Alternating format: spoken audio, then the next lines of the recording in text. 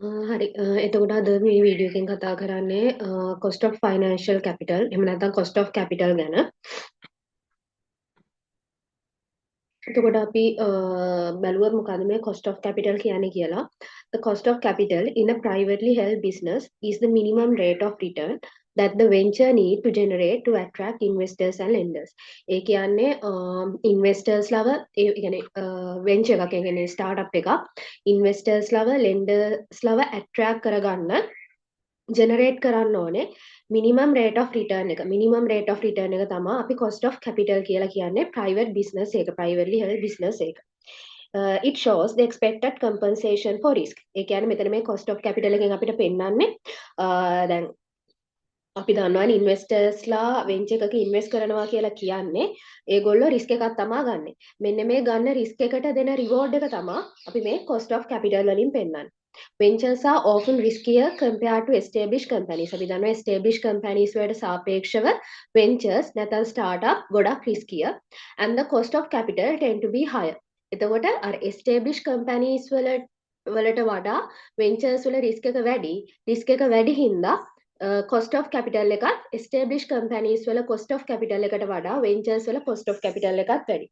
එතකොට එහෙම වැඩි වෙන්න හේතුව තමයි business is riskier and have uncertain cash flows. අපි දන්නවා venture එක ගත්තාම ඒ කියන්නේ venture ඒ කියන්නේ අපි කතා කරන්නේ ඇයි මේ ventures වල cost of capital එක වැඩි කියන එක.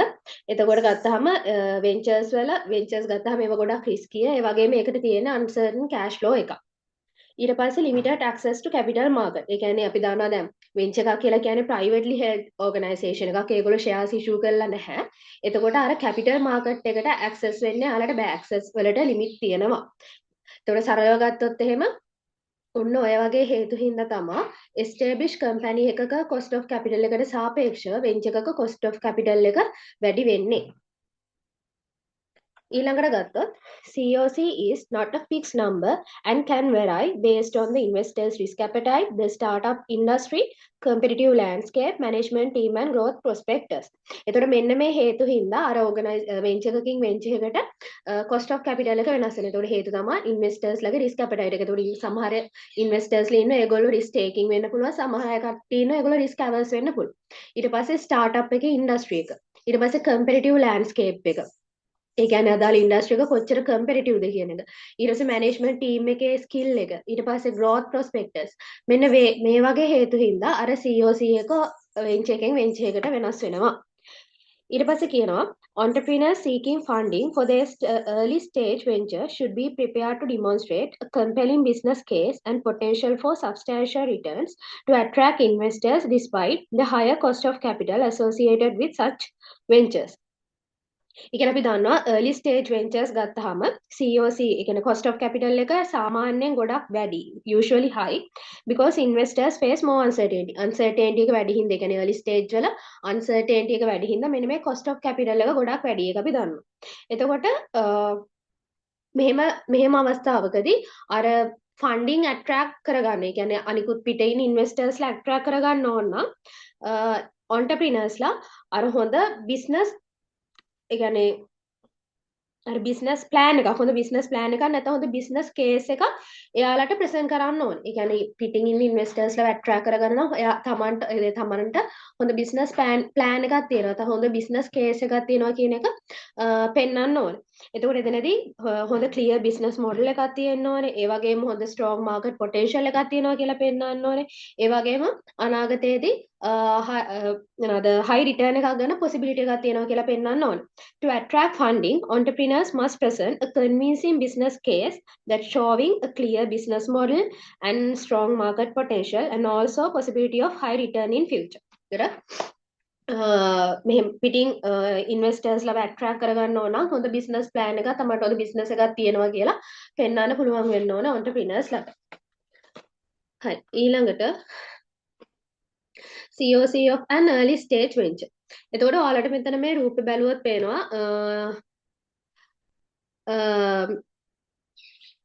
පේනවා. එතකොට දැන් ඩිවලොප්මන්ට් ස්ටේජ් එක වගේ ගත්තොත් එහෙම ඩිවලොප්මන්ට් ස්ටේජ් එක වගේ ගත්තොත් එහෙම ඔයාලට පේනවා ටාගට් රේට් ඔෆ් රිටර්න් එක target compound rate of return එක 50% වගේ තියෙනවා. ඊට පස්සේ ස්ටාර්ට්අප් ස්ටේජ් එකට ගියොත් එහෙම ඔන්න දැන් චුට්ටක් 50%ට වඩා චුට්ටක් අඩු වෙලා. සර්වයිවල් ස්ටේජ් එකට ගියොත් එහෙම ආයෙ තව චුට්ටක් අඩු වෙලා. රැපිඩ් ග්‍රෝත් එකේදී අඩු වෙලා මැචුරිටි එකේදී 20% වගේ ලෙවල් එකට ඇවිල්ලා. එතකොට ඔයාලට පේනවා අර බිස්නස් එක පටන් ගත්ත කාලේ ඉඳන් ඉස්සරහට ග්‍රෝ වීගෙන යද්දි එන්න අපේ target compound rate of return එක එන්න අඩු වෙලා තියෙනවා. හරිද? ඒ කියන්නේ දැන් බිස්නස් එක ග්‍රෝ වීගෙන යනවා කියලා කියන්නේ බිස්නස් එක පටන් ගත්ත කාලෙදී ලොකු අන්සර්ටනිටි එකක් තියෙනවානේ. ඒතකොට අන්සර්ටනිටි එක වැඩි කියලා කියන්නේ රිස්ක් එක වැඩි. රිස්ක් එක වැඩි කියලා කියන්නේ ඒතකොට ඉන්වෙස්ටර්ස්ලාගේ රික්වයර්ඩ් රේට් එක වැඩි. රික්වයර්ඩ් රේට් එක වැඩි කියලා කියන්නේ. ඒතකොට cost of capital එක වැඩි. හැබැයි බිස්නස් එක grow වීගෙන යද්දි බිස්නස් එකට ඒතකොට cash එනවා, ඊට පස්සේ sales වැඩි වෙනවා, profit හම් වෙනවා. ඒකත් එක්ක එන්න අර බිස්නස් එකේ තියෙන රිස්ක් එක අඩු වෙනවා. ඒතකොට රිස්ක් එක අඩු වෙනවා කියලා කියන්නේ එන්න ඉන්වෙස්ටර්ස්ලාගේ රික්වයර්ඩ් රේට් of return එකත් එන්න අඩු වෙනවා. ඒක තමයි මේ දැන් ඩිවලොප්මන්ට් ස්ටේජ් එකේදී 50%ක් විතර රික්වයර්ඩ් රේට් එක තියෙනවා. හැබැයි මැචුරිටි ස්ටේජ් එකට විතර ආවහම 20%ක් විතර තමයි රික්වයර්ඩ් රේට් එක තියෙන්නේ. ඉතින් මම හිතනවා අර ඒකෙත් කියන්නේ අර රිස්ක් එක අඩු වීගෙන යද්දී රික්වයර්ඩ් රේට් එකත් එන්න අඩු වෙනවා. ඊට පස්සේ ගත්තොත් එහෙනම් මෙතන most early stage financing is equity capital. ඒ කියන්නේ high risk එකක් වගේම uncertain cash flows තියෙන හින්දා. ඒ කියන්නේ early stage එකේදී high risk එකක් වගේම uncertain cash flows තියෙන නිසා අර lendersලා ණය දෙන්න කැමති නැහැ. එතකොට ගොඩක් වෙලාවට අර entrepreneur අර equity capital එකෙන් තමයි ඒ stage එක run කරන්නේ. ඊට පස්සේ the use of debt increases as a successful venture progress through its life cycle. ඒක තමයි අපි කිව්වේ අර life cycle එක දිගේ venture එක success වීගෙන යද්දි ඔන්න ටික අපිට debt පැත්තට යන්න පුළුවන්. මොකද අපි දන්නවා අපිට දැන් cash flow එකක් එනවා. ඒ හින්දා ණය ගත්තට ප්‍රශ්නයක් නැහැ. lenders ලටත් තේරෙනවා දෙන්න පුළුවන්. මෙයාලට cash flow එකක් තියෙනවා. ඒතකොට ණය ගෙවා ගන්න පුළුවන්. ඒ හින්දා අර success වීගෙන යද්දි අපිට debt පැත්තට ඔන්න ඔළුව දාන්න පුළුවන්. ඉගෙන grow වෙද්දී stable cash flow එකක් එනවා අපිට. ඒ නිසා අපිට debt වලට යන්න පුළුවන්. ඊට පස්සේ ගත්තොත් development stage ventures typically rely on equity seed capital from entrepreneurs, friends, family and fools. මෙතනදී ඒ කියන්නේ අර ඩිවලොප්මන්ට් ස්ටේජ් එකේදී ගොඩක් වෙලාවට මේ කැපිටල් එක රේස් කරන්න ඉගෙන ඔන්ටර්ප්‍රිනර්ස් ලාගෙම සල්ලි දෙනවා. එහෙම නැත්නම් අපි අර ෆ්‍රෙන්ඩ්ස් ලාගෙම ෆැමිලි ෆූල්ස් අපි අර 3F කියලා කතා කළේ. අන්න ඒ වගේ කට්ටියගෙන් තමයි ඩිවලොප්මන්ට් ස්ටේජ් එකේදී ගොඩක් වෙලාවට කැපිටල් එක රේස් කරගන්න. ඒතකොට ඒකට තමයි අපි සීඩ් කැපිටල් කියලා කියන්නේ. ඊට පස්සේ කියනවා if the product or process development requires a long time and is expensive, the venture may need outside investors to provide additional equity capital. ඒ කියන්නේ මේ product එකට හරි නැත්නම් process එකට හරි high cost එකක් හරි එහෙම නැත්නම් develop කරන්න long period එකක් හරි යනවා නම් අර additional funds ඕන වෙනවා කියන හිතුවට වඩා ලොකු කාලයක් යනවා. ඒතකොට additional funds ගන්න external equity investors ලා ඕන වෙනවා. ඒ කියන්නේ ප්‍රොඩක්ට් එක හරි මේ process එකට හරි ලොකු කාලයක් යනවා. එහෙම නැත්නම් ලොකු cost එකක් යනවා. ඒ වගේ නවා develop කරන්න long period එකක් යනවා. අන්න ඒ වගේ අවස්ථාවකදී additional funds ගන්න නම් මේගොල්ලන්ට අර external equity investors ලා පැත්තටත් යන්න වෙනවා. අර ළඟ ඉන්න අයට වඩා අර external දැන් කියන්නේ ළඟ ඉන්න අයගෙන් දැන් මසාලි අරගෙන තියෙන්නේ. එතකොට අර වගේ ඒ කියන්නේ අර අන්එක්ස්පෙක්ටඩ් දේවල් වුණොත් ඒ කියන්නේ ඩිවෙලොප් කරන්න ලොං පීරියඩ් එකක් යනවා. එහෙම නැත්නම් ප්‍රොඩක්ට් එකට හරි ප්‍රොසෙස් එකට හරි හයි කොස්ට් එකක් වගේ යනවා නම් එතකොට ඒගොල්ලන්ට ඇඩිෂනල් ෆන්ඩ් රේස් කරන්න එක්ස්ටර්නල් ඉක්විටි ඉන්වෙස්ටර්ස්ලා ඕන වෙනවා. මම හිතුවා ඒක පැටලෙන්නේ නැතුව ඇති කියලා. ජස්ට් කියවුවම තේරෙන එක අවුලක් නැහැ. ඊට පස්සේ රිස්කිනස් බයි ලයිෆ් සයිකල් ස්ටේජ්. එතකොට ගත්තොත් එමෙ දැන් පේනවා මේ අපිට කතා කරපු එකමයි තියෙන්නේ. දැන් ඩිවෙලොප්මන්ට් ස්ටේජ් එකේදී ගොඩක් වෙලාවට ෆයිනෑන්සින් කරගන්නේ සීඩ් ෆයිනෑන්සින්. ඒ කියන්නේ ඔන්ටර්ප්‍රිනර් ඊට පස්සේ ෆැමිලි, ෆ්‍රෙන්ඩ්ස්, පූල්ස් අන්න ඒ වගේ කට්ටියගෙන් තමයි. එතකොට සීඩ් ෆයිනෑන්සින් එතකොට සෝසස් ගත්තොත් ඔන්ටර්ප්‍රිනර්ස්ලා, ෆැමිලි ෆ්‍රෙන්ඩ්ස් ඒ වගේ කට්ටිය. එතකොට රිස්ක් එක ගත්තොත් එහෙම රිස්ක් එක නැත්තම් COC cost of capital එක ගත්තොත් very high. මොකද ඩිවෙලොප්මන්ට් ස්ටේජ් එක කියලා කියන්නේ අන්සර්ටනිටි එක ගොඩක් වැඩි. අන්සර්ටනිටි එක ගොඩක් වැඩි. එතකොට රිස්ක් එකත් ගොඩක් වැඩි. එතකොට එතනදී රික්වයර්ඩ් රේට් එකත් ගොඩක් වැඩි. ඊට පස්සේ ස්ටාර්ට්අප් ස්ටේජ් එක ගත්තොත් එහෙම ඒකේදී තමයි ස්ටාර්ට්අප් ෆයිනෑන්සින් ඉන්නේ. එතකොට ස්ටාර්ට්අප් ෆයිනෑන්සින් හොයාගන්නේ ඔන්ටර්ප්‍රිනර්ස්ලා දෙන්න පුළුවන්, බිස්නස් ඒන්ජල්ස්ලා, වෙන්චර් කැපිටල්ස්ලා. ඊට පස්සේ එතකොට එතනත් රිස්ක් එක ගත්තොත් එහෙම රිස්ක් එක වැඩි. ඊට පස්සේ සර්වයිවල් ස්ටේජ් එක ගත්තොත් එහෙම එතකොට ඒ හරියට තමයි ෆස්ට් රවුන්ඩ් ෆයිනෑන්සින් එක එන්නේ. එතකොට එතනදී සෝසස් විදිහට තියෙන වෙන්චර් කැපිටලිස්ට්ලා, කමර්ෂල් බැංක්ස් ඕන දැන් අපි බැංකු පැත්තටත් ගිහලා ඩෙප් පැත්තටත් ගිහලා මොකද දැන් යම් තරමක හොඳ කෑෂ් ෆ්ලෝ එකක් බිස්නස් එකට තියෙනවා. එතකොට රිස්කිනස් එක කලින් තරමට වඩා අඩුයි but රිස්ක් එක වැඩි. ඒ කියන්නේ අර very high නෙමෙයි යම් මට්ටමක high risk එකක් තියෙනවා. ඊට පස්සේ රැපිඩ් growth stage එකට આવොත් එහෙම දැන් බිස්නස් එක හොඳට වැඩ කරගෙන යනවා සක්සස් කෑෂ් ෆ්ලෝස් එනවා සේල්ස් දිනවා නම් මනම්. ඒතකොට ඒ වගේ අවස්ථාවකදී සෙකන්ඩ් රවුන්ඩ් ෆයිනෑන්සින් වලට යනවා. එතකොට එතනදී එතකොට එහෙම සෙකන්ඩ් රවුන්ඩ් ෆයිනෑන්සින් ගන්න පුළුවන් සෝසස් තමයි ඉන්වෙස්ට්මන්ට් බැංකර්ස්, වෙන්චර් ලෙන්ඩර්ස්, ඊට පස්සේ කමර්ෂල් බැංක්ස් ඒ වගේ පැත්තට ගිහින් තියෙනවා. එතකොට එතනදී high to moderate risk එකක් තමයි තියෙන්නේ. හරි. ඊට පස්සේ early maturity stage එක ගත්තාම එතකොට එතනදී financing එන්නේ. එතකොට දැන් ඒගොල්ලෝ මේ bank loans ගන්නවා, ඊට පස්සේ ඊට අමතරව bonds stocks ඒවා issue කරනවා. ඒ වගේ types තමයි තියෙන financing වලට. එතකොට sources ගත්තොත් එහෙම investment bankersලා, commercial banks ඒ වගේ පැත්තට යන්න පුළුවන්. එතකොට දැන් early maturity stage කියලා කියන්නේ business එක එන්න පුළුවන් උපරිමයටම ඇවිල්ලානේ. එතකොට එතනදී ඒගොල්ලන්ගේ risk එක low. risk එක low. එතකොට ඔයාලට පේන්න ඕනේ මේ chart එක දිගේ පල්ලෙහාට එදී. ඒ කියන්නේ development stage එක, startup stage එක, survival stage එක, rapid growth ඊට පස්සේ early maturity stage එකට වගේ කොහොම අර life cycle එක දිගේ එද්දි risk එක අඩු වෙලා තියෙනවා. risk එක එන්න අඩු වෙලා තියෙනවා. ඒතකොට risk එක අඩු වෙනවා කියලා කියන්නේ investors ලගේ required rate of return එක අඩු වෙනවා. required rate of return එක අඩු වෙනවා කියලා කියන්නේ cost of capital එකත් අඩු වෙනවා. මම හිතනවා ඒක පැහැදිලි ඇති කියලා. හරි. ඊළඟට අපිට කතා කරන්න තියෙන cost of equity ගැන. එතකොට ගත්තොත් මොකද මේ cost of equity කියලා කියන්නේ? cost of equity කියලා කියන්නේ a return expected by equity investors for taking the risk of investing in a business. ඒ කියන්නේ business එකක invest කිරීම හේතුවෙන් ඒ ගන්න risk එකට equity investors ලා බලාපොරොත්තු වෙන expect කරන return එක තමයි අපි cost of equity කියලා කියන්නේ. ඒගොල්ලෝ business එකට දෙන ඒ කියන්නේ ඉන්වෙස්ට් කිරීම වෙනුවෙන් යාලා බලාපොරොත්තු වෙන රිටර්න් එක ඉක්විටි ඉන්වෙස්ටර්ස්ලා බලාපොරොත්තු වෙන රිටර්න් එක තමයි අපි cost of equity කියලා කියන්නේ. එතන මෙතන කියනවා cost of equity is private until a venture stock is traded in public market. ඒ කියන්නේ දැන් මෙතනදී අපි කතා කරන්නේ privately held organizations business ගැන privately ඒවා list වෙලා නැහැ.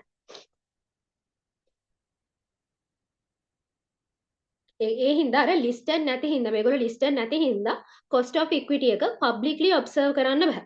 මේගොල්ලෝ listed නැහැ. මේ අපි කතා කරන්නේ privately held organizations ගැන business ගැන. ඒතකොට ඒගොල්ලෝ listed නැති හින්දා cost of equity එක publicly observe කරන්න බෑ. ඒක තමයි මෙතනදී මේ කියන්නේ cost of equity is private until a venture stock is traded in a public market. ඒතකොට ඒගොල්ලෝ public market එකේ trade කරන්න පටන් ගත්තට පස්සේ තමයි අපිට information publicly available වෙන්නේ. එතකොට මෙතන අපිට දීලා තියෙනවා private equity investors ලා. එතකොට ඒකට ඇතුළත් වෙනවා proprietorship එකක නම් owners ලා, ඊට පස්සේ partners in partnerships, ඊට පස්සේ owners in closely held corporations. අන්න ඒ වගේ කට්ටිය තමයි එතකොට private equity investors ලා විදියට එන්නේ. එතකොට public equity investors ලා ගත්තාම equity investors in firms whose stocks trade in public secondary market either in the over the counter market or organized securities exchange. ඒ කියන්නේ මෙතනදී කියන්නේ මේ public equity investors ලා ගත්තාම ඒගොල්ලෝ shares වල invest කරනවා. ඒගොල්ලෝ shares වල invest කරනවා. එක්කෝ ඒ shares අර organized stock exchange එක trade වෙන ඒවා. එහෙම නැත්නම් over the counter market එකේ trade වෙන ඒවා. ඒතකොට අන්න ඒ වගේ මොකක් හරි market එකක අර trade වෙන shares වල invest කරන කට්ටිය තමයි මේ public equity investors ලා කියලා කියන්නේ. මම හිතනවා ඒක පැහැදිලි ඇති කියලා. හරි. ඊළඟට අපිට කතා කරන්න තියෙන්නේ cost of equity for public corporation. පටල ගන්න එපා. අපි මෙතන මුලින්ම කතා කරන්නේ public corporation ගැන. හරිද? එතකොට සරලව කිව්වොත් එතකොට cost of equity for public corporations කියලා කියන්නේ return required by investors who buy and hold a company's common stock. ඒ කියන්නේ අර listed company එක common stocks අරගෙන තියාගෙන ඉන්න investor කෙනෙක් require කරන rate return එක තමයි rate of return එක තමයි අපි කියන්නේ මෙතන cost of equity for public corporations කියලා.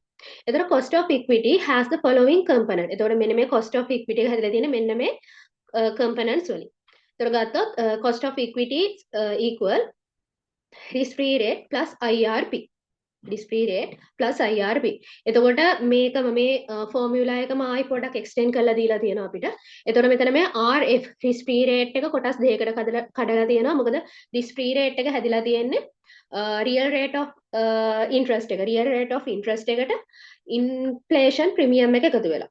එතකොට මේ දෙකේ එකතුව මේ real rate of interest එක සහ inflation premium එක එකතුව තමයි අපි කියන්නේ risk free rate එක කියලා. එතකොට ඒක තමයි මෙතන extend වෙලා තියෙන්නේ. plus IRP IRP කියලා කියන්නේ investment risk premium එක. මට මෙතන වැරදුනා නැහැ මට මතක නැහැ. එතකොට cost of equity එක සමානයි risk free rate plus investment risk premium. එතකොට risk free අපිට මේක තවදුරටත් extend කරන්න පුළුවන්. risk free rate එක කොටස් දෙකකට කැඩෙනවා. real rate of interest plus inflation premium plus investment risk premium. එතකොට ඕක තමයි අපි cost of equity ගන්න ෆෝමියුලා එක public corporation එකකට. හරි. එතකොට මෙතන notations ටික දීලා තියෙනවා. ඊට පස්සේ ගත්තොත් එහෙම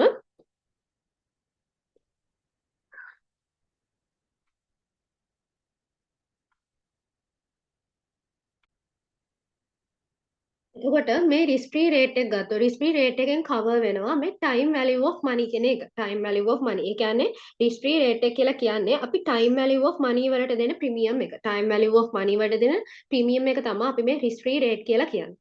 එතකොට investment risk premium එක. ඒ කියන්නේ IRP එක ගත්තාම අර common stock දැන් මෙතන අපි කතා කරන්නේ public corporations කියන්නේ. එතකොට අර common stock වල invest කිරීම හින්දා එතන තියෙන අර uncertainty එක ඒ වගේම volatility එක වෙනුවෙන් ඉන්වෙස්ටර්ස්ලට හම් වෙන කම්පන්සේට් එක තමයි අපි මේ ඉන්වෙස්ට්මන්ට් රිස්ක් ප්‍රීමියම් කියලා කියන්නේ. අපි දන්නවා කොමන් ස්ටොක් වල ඉන්වෙස්ට් කරනවා කියන්නේ එතන ලොකු අන්සර්ටේනිටි එකක් වගේම volatility එකක් තියෙනවා. අන්න ඒක වෙනුවෙන් ඉන්වෙස්ටර්ස්ලට හම් වෙන කම්පන්සේට් එක තමයි අපි මේ ඉන්වෙස්ට්මන්ට් රිස්ක් ප්‍රීමියම් කියලා කියන්නේ. ඒක තමයි මෙතන මේ කියන්නේ IRP is additional return that investors expect to earn when investing in a risky publicly traded common stock. ඒක තමයි ඔය ඒතර කියන්නේ. ඊට පස්සේ එතකොට ගත්තාම therefore the higher the perceived risk of the company the higher the IRP and the higher the COE. ඒ කියන්නේ අපි දැන් ඒ ගන්න ස්ටොක් එකේ common stock එකේ uncertainty එක volatility එක වැඩි නම් එතකොට investment risk premium එක වැඩි. investment risk premium එක වැඩි වෙනවා කියලා කියන්නේ එතකොට cost of equity එකක් වැඩි වෙනවා ඒ අදාළ company එකේ. හරි. එතකොට අපිට ආයි කතා කරන්න තියෙන්නේ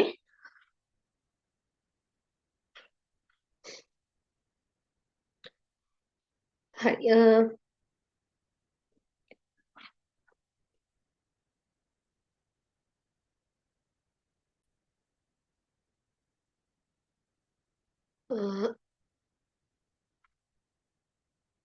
හරි. එතකොට අපිට දැන් ගත්තාම අපිට මේ IRP එක එහෙම නැත්නම් investment risk premium එක අපිට calculate කරන්න පුළුවන් CAPM model එක use කරලා CAPM model එක use කරලා.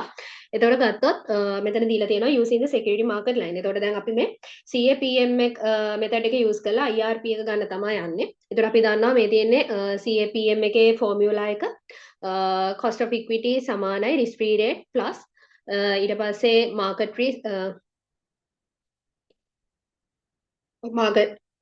risk minus risk free rate එක වැඩි කරන්න ඕනේ බීටා වලින් අපිට අර බීටා අපි මේ මෙතන මේ ප්ලස් මාක් එකකට පස්සේ දාලත් එහෙමත් හදනවා කොහොම දැම්මත් අපි දන්න කැප සූත්‍රය තමයි ඉතින් තියෙන්නේ එතකොට මේ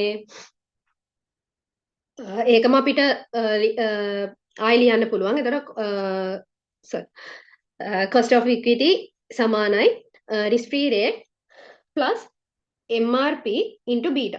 එතකොට අපි දන්නවා මේ market risk කියන්නේ market return එක.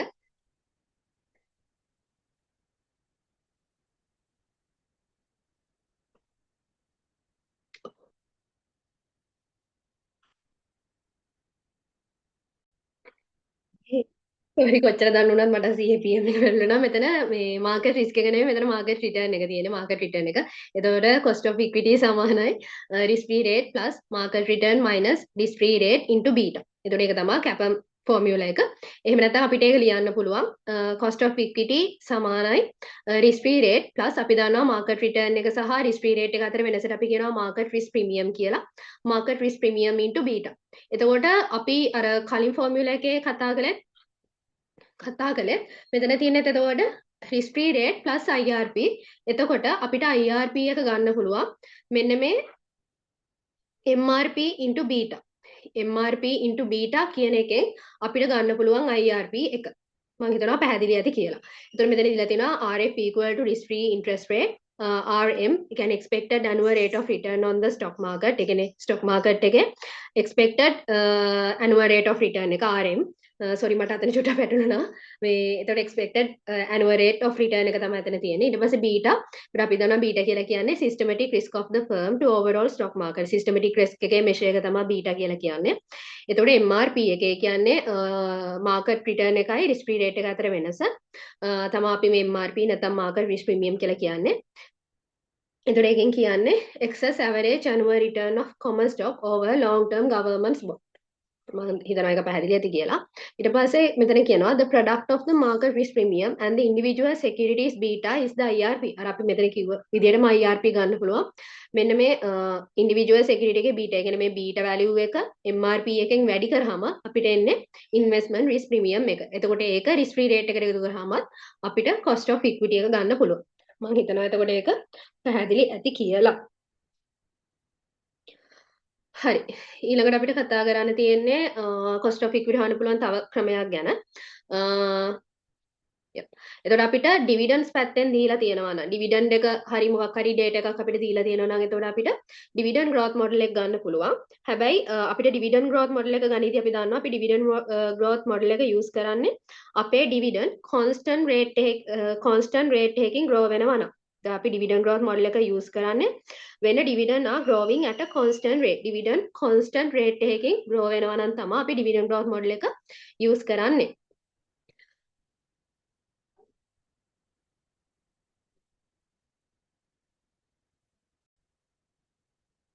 එතකොට මෙතන dividend growth model එකේ D1 කියලා කියන්නේ expected dividend per share in the next period. එතකොට අපි මෙතන D not එක නෙමෙයි ගන්න ඕනේ D1 එක.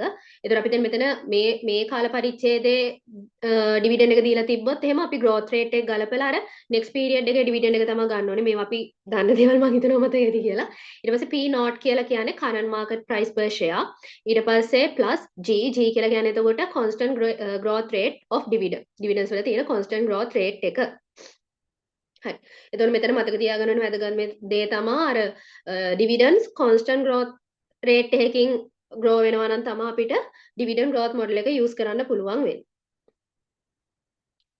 ඊට පස්සේ අපිට දීලා තියෙනවා capital asset pricing model එක. එතකොට cost of equity සමානයි risk free rate plus beta into market return minus risk free rate. එතකොට risk free rate එක ඊට පස්සේ beta එක. එතකොට අපි දන්න එක beta එකෙන් තමයි systematic risk එක බලන්නේ. systematic risk එක බලන්නේ. ඊට පස්සේ මේ තියෙන market return එක ඊට පස්සේ මේ risk free rate එක. එතකොට මේ market return එක සහ risk free rate එක අතර වෙනසට අපි කියනවා market risk premium එක කියලා. ඒක අපි normally දන්න දේවල්. හරි ඊට පස්සේ අපිට calculation එකක් තියෙනවා.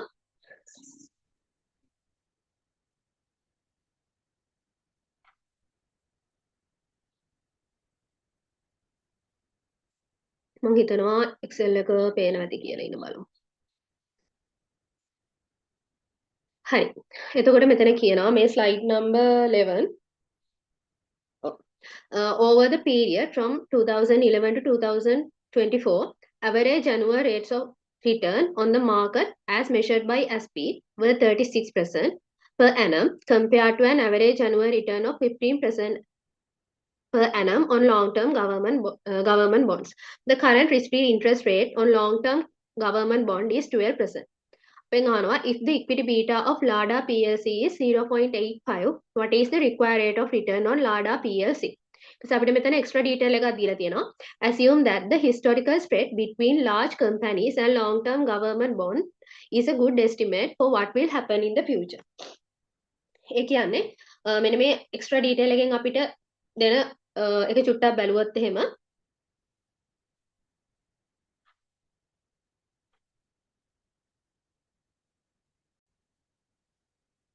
එතනදී සරලව කියන්නේ the difference between the average return on the stock market and the average return on long-term government bond is the past is assumed to remain similar in the future.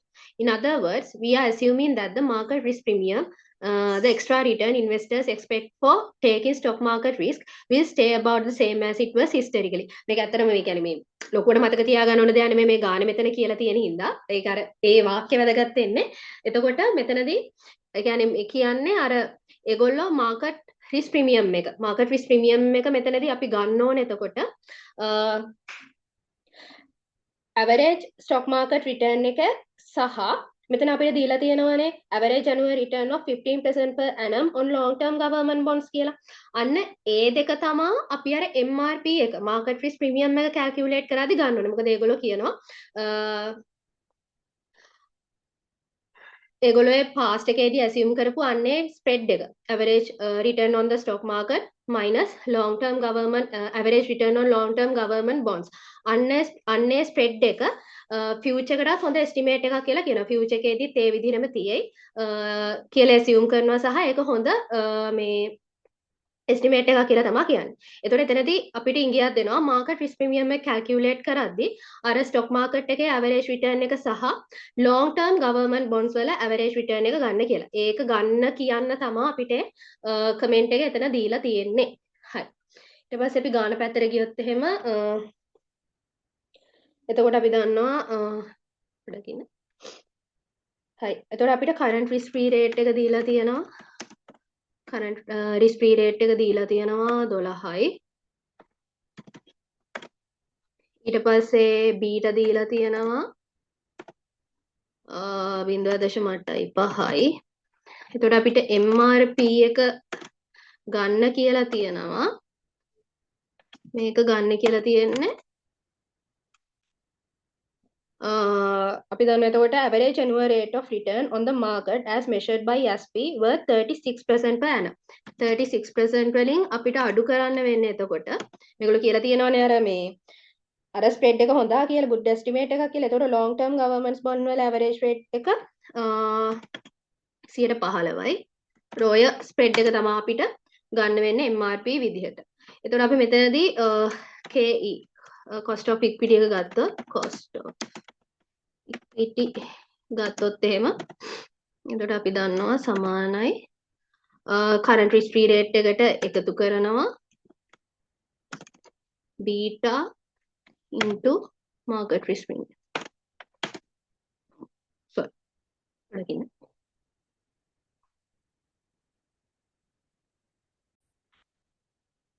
හරි ගුණ කිරීම වෙනුවට ගහලා තියෙන්නේ මේ එකතු මේ මොකද අඩු කිරීමේ කැමැලි දාලා තියෙන්නේ. එතකොට current risk free rate එකට එකතු කරනවා beta value එක ගුණ කිරීම market risk premium. එතකොට අපේ cost of equity එක එනවා ලාඩ PLC එකේ cost of equity එක එනවා 29.85 29.85ක cost of equity එකක් එනවා. හිතනවා ඒක පැහැදිලි ඇති කියලා. just අපිට තියෙන්නේ මෙතන මේ කැපම් සූත්‍රයට දාන්න තමයි තියෙන්නේ. ඒක එච්චර අමාරු ෆෝමියුලා එකක් නෙමෙයි. හරි. ඊට පස්සේ අපිට කතා කරන්න තියෙන්නේ ස්ලයිඩ්ස් පැත්තට ගියොත් එහෙම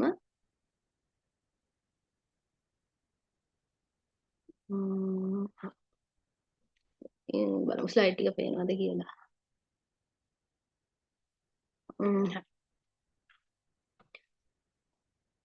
ඊට පස්සේ අපිට කතා කරන්න තියෙන්නේ cost of equity for privately held business. ඕන දැන් අපි public corporation ගැන පැත්ත කතා කරලා ඉවරයි. දැන් කතා කරන්න තියෙන අපිට privately held business වල cost of equity ගැන.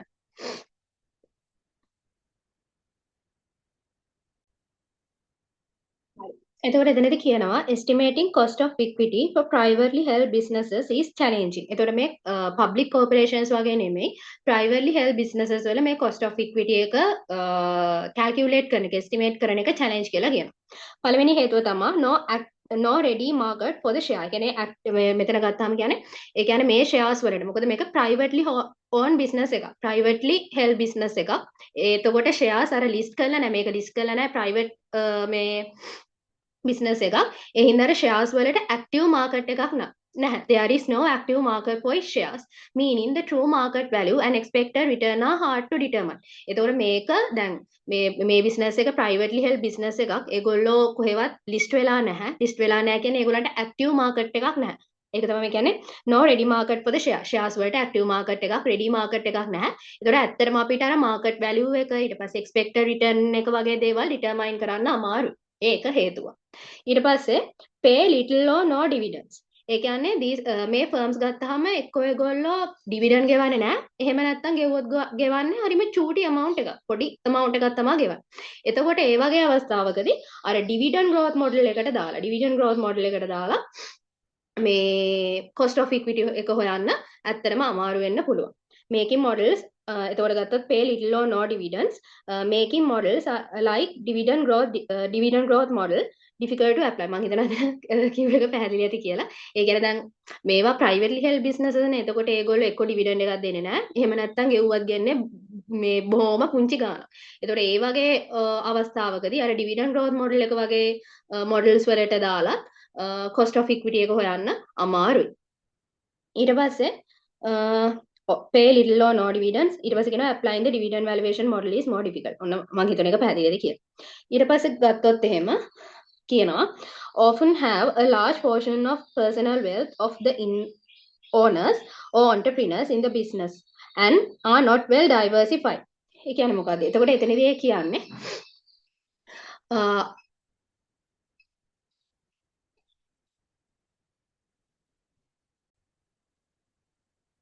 එතනදී කියන්නේ දැන් මේ privately held business එකේ දැන් owners ලා එහෙම නැත්නම් entrepreneursලා ඉන්නවනේ. එතකොට ඒගොල්ලෝ තමන්ගේ business එකට invest කරලා තියෙනවනේ. එතකොට ඒගොල්ලන්ගේ අර personal wealth එකේ ඒගොල්ලෝ ළඟ තියෙන personal wealth එකේ large portion එකක් ඒගොල්ලෝ invest කරලා තියෙනවා මෙන්න මේ business එකට. එතකොට ඒගොල්ලෝ අර වෙන assets වල invest කරලා තියෙනවා ගොඩක් අඩුයි. වෙන assets වලට invest කරලා තියෙන ගොඩක් අඩුයි. තමන් ළඟ තියෙන සල්ලි වලින් භාගයට වඩා invest කරලා තියෙන ඒගොල්ලන්ගේ මේ business එකට. එතකොට ඒ කියන්නේ අර ඒගොල්ලෝ diversified වෙලා නැහැ. ඒක තමයි කියන්නේ they are not well diversified. ගොඩ අර well diversified වෙලා නැහැ. තමන් ළඟ තියෙන සල්ලි වලින් ලොකු ප්‍රමාණයක් ඒගොල්ලෝ දාලා තියෙන්නේ මෙන්න මේ business එකට. එතකොට මම හිතන එක පැහැදිලි ඇති කියලා. එතකොට owners and entrepreneurs usually have a large share of their personal wealth invested in the business and are not well diversified. ඒක තමයි එතකොට හේතුව. ඒගොල්ලෝ ළඟ තියෙන සල්ලි වලින් වැඩි ප්‍රමාණයක් ඒගොල්ලෝ දාලා තියෙන මේ business එකට අනිත් assets වලට යොදවලා තියෙන ප්‍රමාණය අඩුයි. ඒ හින්දා යාලා අර well diversified වෙලා නැහැ. ඒ හින්දා ඒගොල්ලන්ගේ අර firm specific risk එකට මෙන්න මේ entrepreneurs ළඟ තියෙන exposure එක වැඩි. firm specific risk එකට මේගොල්ලන්ගේ තියෙන exposure එක වැඩි. ඊට පස්සේ කියනවා however basic finance principles matching the required rate of return to the risk of investment still apply. ඒ කියන්නේ අර මොන දේ කියන්නේ මොන මේවා කොහොම වුණත් අර අපේ තියෙන fundamental principle එක ඒ කියන්නේ required rate of return එක. එහෙම නැත්නම් cost of equity එක අනිවාර්යෙන් investment එකේ risk level එකත් එක්ක match වෙන්න ඕනේ. ඒ කියන්නේ required rate of return එක ඒ investment එකේ තියෙන risk level එකත් එක්ක match වෙන්න ඕනේ කියන fundamental finance principle එක මෙන්න මේ privately held business වලට එලෙසම බලපානවා කියන එක තමයි මෙතනදී කියන්නේ. මම හිතනවා ඒක පැහැදිලිද කියලා just නිකන් background එක වගේ තමයි එතනදී කියන්නේ. හරි. ඊළඟට අපිට කතා කරන්න තියෙන්නේ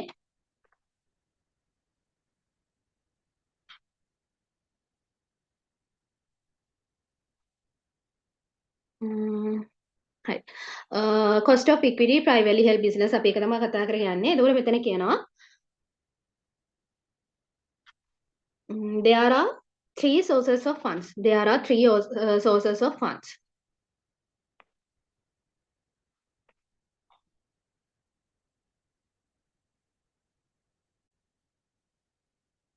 මෙතන 13 ස්ලයිඩ් එකට කතා කරන්න කලින් මම අර 12 ස්ලයිඩ් එකේ අපි කතා කළේ අර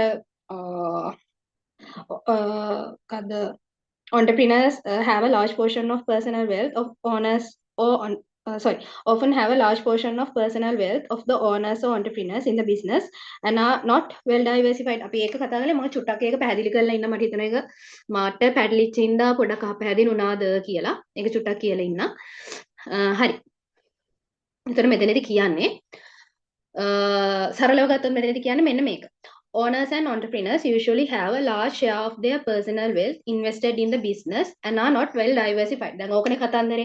ඒතර මෙතනදී කියන්නේ, ඒ කියන්නේ දැන් මේ වගේ privately held business එකක ඉන්න owners ලා එහෙම නැත්නම් entrepreneurs ලා ගත්තාම ඒගොල්ලන්ගේ personal wealth එකෙන් ලොකු ප්‍රමාණයක් එයාලා මෙන්න මේ company එකට තමයි දාලා තියෙන්නේ. ඒගොල්ලන්ගේම company එකට තමයි දාලා තියෙන්නේ. එතකොට ඒගොල්ලෝ අර අනිත් assets වල, ඒ කියන්නේ stocks වල, ඊට පස්සේ real estate, එහෙම නැත්නම් අනිත් business වල අන්න ඒවට කරලා තියෙන investments අඩුයි. ඒ කියන්නේ යාලා well diversified වෙලා නැහැ. එතෙන් එනකම් මම හිතනවා පැහැදිලි ඇති කියලා. හරි. එතකොට මෙතන තියෙන ප්‍රශ්නේ තමයි දැන් එතකොට මේගොල්ලෝ ලොකු රිස්ක් එකක් ගන්නවනේ මෙතනදී. මොකද තමන්ගේ සල්ලි වලින් වැඩි ප්‍රමාණයක් දාලා තියෙන තමන්ගේ බිස්නස් එකට. එතකොට ඒ දාලා තියෙන බිස්නස් එකේ මොකක් හරි ප්‍රශ්නයක් වුණොත්, කම්පැනි එකේ මොකක් හරි ප්‍රශ්නයක් වුණොත්, ඒගොල්ලන්ගේ පර්සනල් වෙල්ත් එකේ ලොකු ප්‍රමාණයක් යාලට නැති වෙලා යනවා. පර්සනල් වෙල්ත් එකේ ලොකු ප්‍රමාණයක් යාලට නැති වෙලා යනවා. හැබැයි එතකොට ඒ කියන්නේ අපි ඩයිවර්සිෆයිඩ් ඉන්වෙස්ටර් කෙනෙක් එක්ක ගත්තාම ඒ කියන්නේ අර ඩයිවර්සිෆයිඩ් ඉන්වෙස්ටර් කෙනෙක් කියලා කියන්නේ එයා අර එක ඒ කියන්නේ ගොඩක් ස්ටොක්ස් වල ඒ කියන්නේ එයාගේ පෝර්ට්ෆෝලියෝ එක හොඳ අර මික්ස් පෝර්ට්ෆෝලියෝ එකක් තමයි තියෙන්නේ. එහෙනම් හොඳ ඒ කියන්නේ මම හිතන තේන ඒ කියන්නේ හොඳ ඒ කියන්නේ අර ඉන්වෙස්ට්මන්ට්ස් ගොඩක් කරලා තියෙන හොඳ මික්ස් හොඳ ස්ට්‍රොං පෝර්ට්ෆෝලියෝ එකක් තියෙන ඩයිවර්සිෆයිඩ් ඉන්වෙස්ටර් කෙනෙක් එක බලද්දි අරයා දැන් එහෙම ඩයිවර්සිෆයිඩ් නෑනේ තමන්ගේ බිස්නස් එකට සල්ලි දාපු කෙනා. එතකොට එයාට අර ලොකු ප්‍රශ්නයක් එන්න පුළුවන්. මොකද එයා එහෙම වුණොත් එයා ඩයිවර්සිෆයිඩ් නැති හින්දා කම්පැනි එකට මොකක් හරි ප්‍රශ්නයක් වුණොත් එහෙම එයාගේම කම්පැනි එකේ මොකක් හරි ප්‍රශ්නයක් වුණොත් එහෙම එයාගේ පර්සනල් වෙල්ත් එකෙන් අර ලොකු ප්‍රමාණයක් එයාට නැති වෙලා යන්න පුළුවන්. If the company fails, they could lose a major portion of their personal wealth. In contrast, a diversified investor, like someone holding a mix of many stocks, spread risk. ඒ කියන්නේ diversified investor කෙනෙක්ට නම් ප්‍රශ්නයක් වෙන්නේ නැහැ. එයාට පුළුවන් risk එක spread කරගන්න. එතකොට දැන් අරයා ඒ කියන්නේ දැන් entrepreneur ඒ කියන්නේ අර අපි privately held business එකේ අයිතිකාරයාට නම් business එක මොකක් හරි වුණොත් එහෙම සම්පූර්ණයෙන්ම එයාගේ මෙව් එක නැති වෙලා ඒ කියන්නේ personal wealth එකට ප්‍රශ්නයක් වෙනවා business එකට මොනවා හරි වුණොත් එහෙම. මොකද එයා well diversified කෙනෙක් නෙමෙයි. හැබැයි well diversified investor කෙනෙක්ට නම් ඒක සාමාන්‍යයෙන් offset කරගන්න පුළුවන්. මොකද එයාගේ එකකින් එකක් fail වුණත්, එක stock එකක් fail වුණත් අනිත් investments වලින් එයාට ඒක offset කරගන්න පුළුවන්. එතකොට ඒක තමයි එතන තියෙන ප්‍රශ්නේ. එතකොට සල්ලව ගත්තොත් ප්‍රශ්නේ තියෙන්නේ මේ අර ඉන්වෙස්ට් කරන පර්සනල් වෙල්ත් එක තමන්ගේ බිස්නස් එකට. එතකොට එයා ඒ කියන්නේ ප්‍රයිවට්ලි හෙල්ඩ් බිස්නස් එකේ මිනිසයාට well diversified නැහැ එයා. එතකොට මොකක් හරි ප්‍රශ්නයක් වුණොත් එහෙම එයාට ඉන්වෙස්ට් කරපු පර්සනල් වෙල්ත් එකේ මේජර් පෝෂන් එක ප්‍රශ්නය ඒ කියන්නේ නැති වෙලා යන්න පුළුවන්. හරි. එතකොට මේක අර firm specific risk එකක් ගත්තාම මෙතනදී කියන්නේ එතකොට අපි දන්නවා firm specific risk එක කියලා කියන්නේ risk that affect only that particular company. අදාළ company එකට විතරක් affect වෙන risk එක තමයි අපි firm specific risk එක කියලා කියන්නේ. එතකොට දැන් diversified investor කෙනෙක් ගත්තොත් දැන් අපි කතා කරන්නේ diversified investor කෙනෙක් ගත්තොත් එහෙම එයාට මේ firm specific risk එක එච්චර ප්‍රශ්නයක් වෙන්නේ නැහැ. මොකද එයාට investments ගොඩක් තියෙනවානේ. එතකොට ඒ හින්දා අර එයාට මේ ඒ risk එක ප්‍රශ්නයක් වෙන්නේ නැහැ, cancel කරගන්න පුළුවන්. හැබැයි අපි දැන් ගත්තොත් එහෙම මෙහෙම privately held business එකක ඕනර්ස්ලා entrepreneursලා ගත්තොත් එහෙම එයා diversified නැහැනේ. අපි දන්නවා එයා diversified නැහැ. එයාගේ සල්ලි වලින් භාගයට භාගයක් තියෙන මේ business එකේ. එතකොට අන්න එයාට මේ firm specific risk එක directly affect වෙන්න පුළුවන්. කම්පැනි එකේ ඒ කියන්නේ එයාගේ සල්ලි වලින් භාගයට භාගයක් තියෙන කම්පැනි එකේ ඊට මදිවට එයා diversified උන්නේ නැහැ. එතකොට එයාගේ ලොකු බරක් එයා දීලා තියෙන මේ කම්පැනි එකට. එතකොට මේකේ තියෙන firm specific risk එක එයාට ලොකුවට affect වෙනවා diversified investor කෙනෙක්ට වඩා. එතකොට මෙන්න මේ හේතුව හින්දා because of these reasons the private business owners are exposed to more personal risk. එතකොට මෙන්න මේ diversified නොවන හේතුව හින්දා මෙන්න මේ diversified නොව දැන් අපි දන්නවා private business owner කෙනෙක් එතකොට diversified නැහැ, well diversified නැහැ. අර diversified investor කෙනෙක්ට සාපේක්ෂව එයා diversified නැහැ. එතකොට එයාට අර risk එක වැඩි. එයාගේ පැත්තේ තියෙන risk එක වැඩි. අන්නේ risk එක වැඩි හින්දා එයාලා higher rate of return එකක් නැත්නම් higher cost of equity එකක් ඉල්ලනවා ඒ extra risk එක වෙනුවෙන්. එයාලා ගන්න extra risk එක වෙනුවෙන් එයාලා higher cost of equity එකක් ඉල්ලනවා. ඒතර සරලව මේක වාක්‍යයකින් කිව්වොත් එහෙම private business owners put most of their money into their own company, so if it is performs badly they lose big. يعني මොකද ප්‍රයිවට් බිස්නස් ඕනර්ස්ලා යාළගේ සල්ලි වලින් වැඩි ප්‍රමාණයක් දාන තමාගේම කම්පැනි එකට. එතකොට එතන ප්‍රශ්නයක් වුණොත් එහෙම ඒගොල්ලෝ ඉන්වෙස්ට් කරපු ඒ amount එකම වගේ නැති වෙනවා. Since they can't spread the risk like public investors. එතකොට යාළා well diversified නැහැ. ඒ කියන්නේ යාළට risk එක spread කරගන්න විදිහක් නැහැ. එකක risk එකක් ඇති වෙනවා තනකින් cover කරගන්න විදිහක් නැහැ. ඒ හින්දා they expect higher returns to make it worthwhile. අර රිස්ක් එක යාලා ගන්න ඒ වැඩිපුර රිස්ක් එක හින්දා යාලා එතන higher return එකක් බලාපොරොත්තු වෙනවා. ඒතර ඕක තමයි එතන අර සම්පූර්ණ කතාව. මම මේක සැරින් සැරේ මේ කියන්නේ මම මේක ස්පෙસિෆිකලි ආයෙ වෙනම කතා කරන්න හේතුව තමයි මම හිතුවා ඒ කියන්නේ අර චුටක් just එහෙම දෙයක් කියලා මතක තියාගන්න එක හොඳයි කියලා. මේ මම හිතනවා පැටලුනේ නැතුව ඇති කියලා. හරි ඊට පස්සේ අපිට කතා කරන්න තියෙන්නේ 13 ස්ලයිඩ් එක. පැටලුණා නම් කියන්න මේ මට voice එකක් හරි message එකක් හරි දාන්න මම ආයෙ ඒක explain කරන්න. හරි දැන් 13 ස්ලයිඩ් එක තමයි කතා කරන්න තියෙන්නේ. හරි එතකොට කියනවා there are three sources of funds.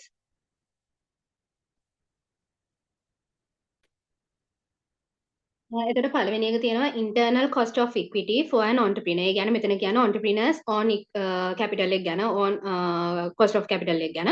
ඊට පස්සේ තියෙනවා external cost of equity. එතකොට මෙතන external cost of equity එකේ කොටස් දෙකක් තියෙනවා.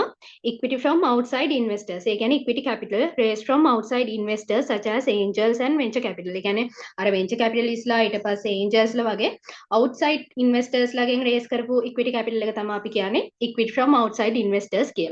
ඊට පස්සේ දෙවෙනි එක තියෙනවා loans from banks and other lending agencies. ඒ කියන්නේ බැංකු ඒ වගේ money lending agencies වලින් ගත්ත loans ගැනත් කියනවා. එතකොට මෙන්න මේ තුන තමයි funding මේ කියන්නේ three sources of funds කියලා මෙතන සඳහන් වෙන්නේ. එතකොට ඉස්සරහට අපිට කතා කරන්න තියෙන මේ තුන ගැන මේවා කොහොමද එන්නේ ඒ කියන එක ගැන තමයි මෙතනින් එහාට කතා කරන්න තියෙන්නේ. හරි ඊට පස්සේ හරි දැන් අපි කතා කරන්නේ cost of internal liquidity. දැන් දැන් මේ අර අපි කොටස් තුනක් කතා කරන්නේ ඒ වගේ තමයි මෙතනින් එහාට කතා වෙන්නේ. එතකොට මෙතන තියෙන්නේ cost of internal liquidity. cost of internal liquidity. එතකොට cost of internal liquidity කියලා කියන්නේ return that an entrepreneur expect on their own investment. ඒ කියන්නේ entrepreneur කෙනෙක් තමන්ගේම investment එක වෙනුවෙන් තමන්ම කරපු investment එක වෙනුවෙන් බලාපොරොත්තු වෙන return එක තමයි cost of internal liquidity කියලා කියන්නේ. එතකොට ගත්තොත් එහෙම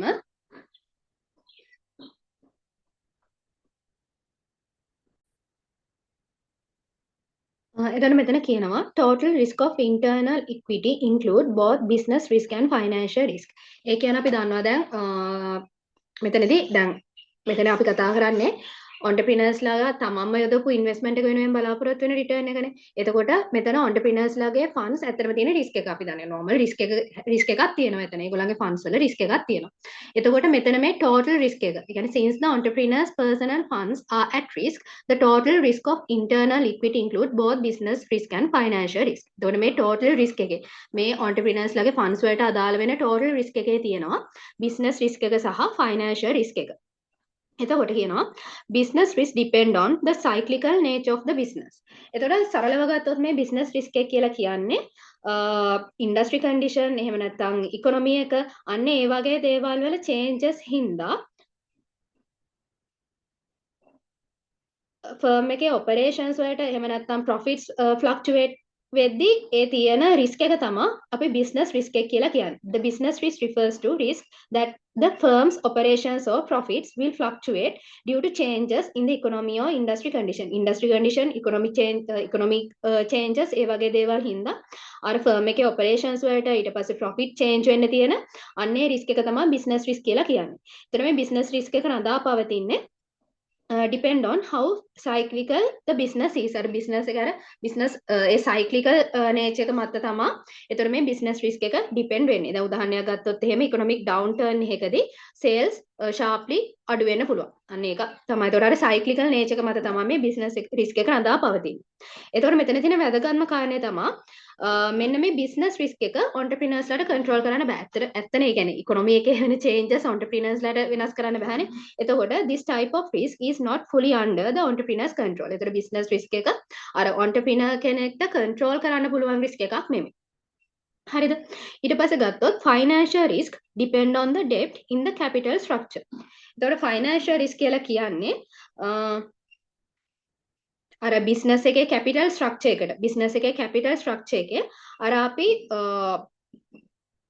debt use කිරීම හින්දා business එකේ capital structure එක ඇතුලේ debt use කිරීම හින්දා create වෙන additional risk එක තමයි අපි කියන්නේ financial risk කියලා. Financial risk refers to the additional risk created by using debt in the business capital structure. business එකේ capital structure එක ඇතුලේ debt use කිරීම හින්දා create වෙන additional risk එක තමයි අපි financial risk එක කියලා කියන්නේ. එතකොට ගත්තොත් අපි debt වැඩියෙන් use කරන්න අපේ fixed obligation එක කියන්නේ interest payment එක වැඩි වෙනවා. එතකොට interest payment එක වැඩි වෙනවා කියලා කියන්නේ අපේ අර financial distress එක. ඒ කියන්නේ financial distress එකක් ඇති වෙන තියෙන risk එක වැඩි වෙනවා. අපි කියන්නේ අපි අපේ business එක ඇතුලේ debt වැඩියෙන් use කරනවා කියලා කියන්නේ ඒකට ගෙවන්න ඕන interest එක වැඩි වෙනවා. interest එක වැඩි වෙනවා කියලා කියන්නේ අර financial distress එකක් ඇති වෙන තියෙන risk එක වැඩි වෙනවා. එතකොට දැන් අපි කියවනේ business risk එකක් ගත්තාම මේක entrepreneur කෙනෙක්ට control කරන්න බෑ කියලා. හැබැයි මේ financial risk එකක් ගත්තාම ඒක entrepreneur කෙනෙක්ට control කරන්න පුළුවන්. මොකද එයාට පුළුවන් එයාගේ capital structure එක ඇතුලේ debt use කරන විදිහ control කරන්න. එයාට debt use එයා ගන්න ණය ප්‍රමාණය control කරන්න පුළුවන් නම් අනිවාර්යෙන් එයාට පුළුවන් එතකොට financial risk එක control කරන්න. Entrepreneur can control this financial risk by deciding how much debt to use. එයාට පුළුවන් එයාගේ business එකට කොච්චර ණය ගන්න ඕනද කියන එක මත එයාගේ financial risk එක control කරන්න.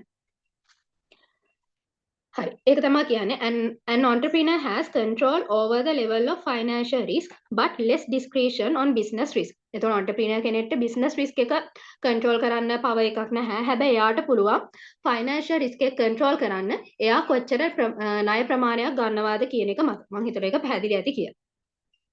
ඊට පස්සේ කියනවා the unsystematic risk may or may not be within the control of the entrepreneur.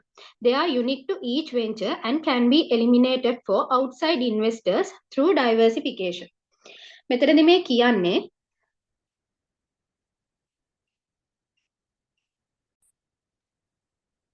මේ unsystematic risk එක අපි දන්නවා unsystematic risk එක කියලා කියන්නේ firm specific risk එක. ඒ කියන්නේ අර ඒ අදාළ particular venture එකට විතරක් බලපාන specific risk එක තමයි එතකොට මේ unsystematic risk එක නැත්තම් firm specific risk එක කියලා කියන්නේ.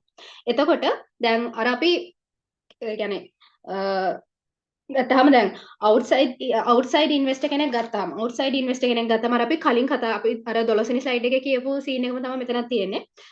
outside investor කෙනෙක් ගත්තාම එයාලා well diversified. එයාලාට ගොඩක් investments තියෙනවා.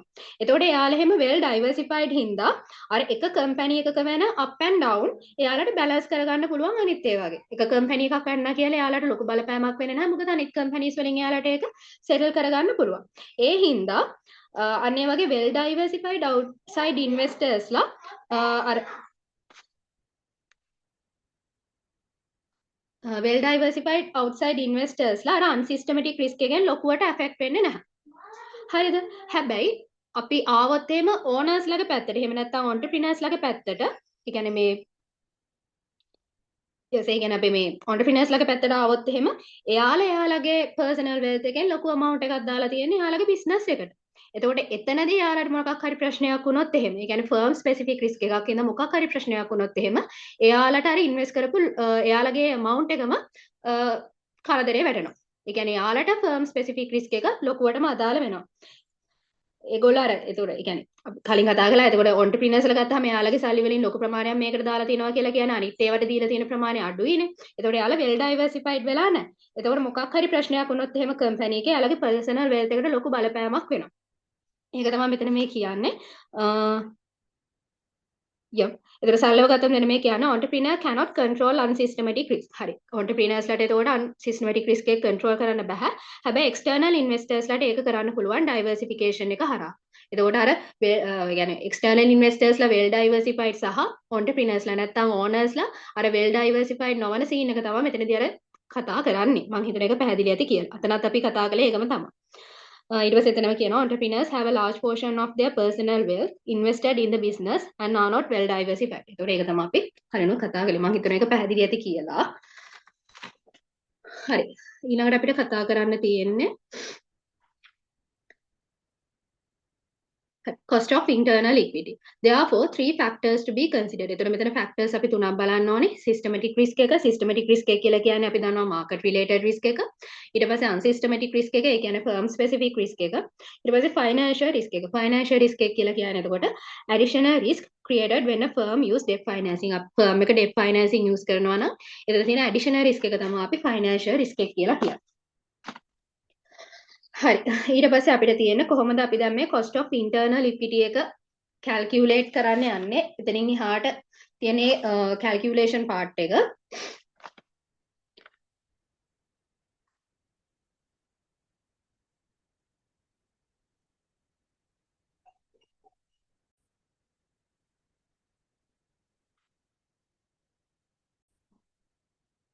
දැන් අපි privately held business එකක දැන් cost of internal equity එක estimate කරන්න තමයි යන්නේ. එතකොට මෙතන ගත්තාම පළවෙනි step එක තමයි estimate the cost of equity net of financial risk for publicly traded businesses in the same industry as a proxy for systematic risk.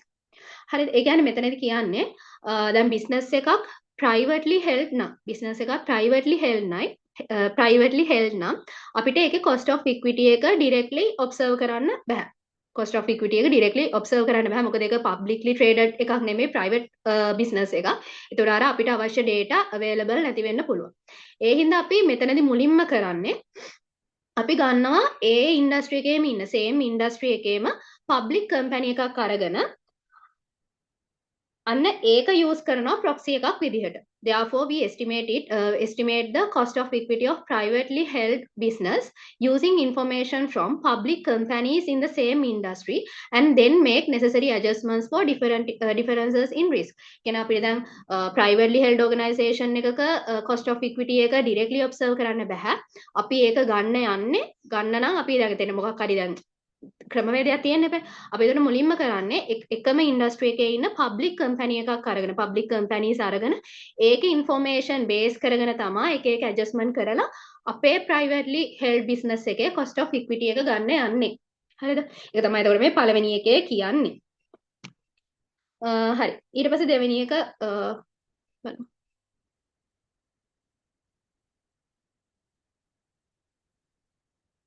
එතකොට අපි step number 1 එක සරලව ගත්තොත් එහෙම estimate cost of equity net of financial risk එතකොට ගත්තොත් start by estimating the cost of equity for publicly traded firms in the same industry. අපි මුලින්ම කරන්නේ එකම industry එකේ ඉන්න publicly traded firm එකක් අරගෙන ඒගොල්ලන්ගේ cost of equity එක ගන්නවා.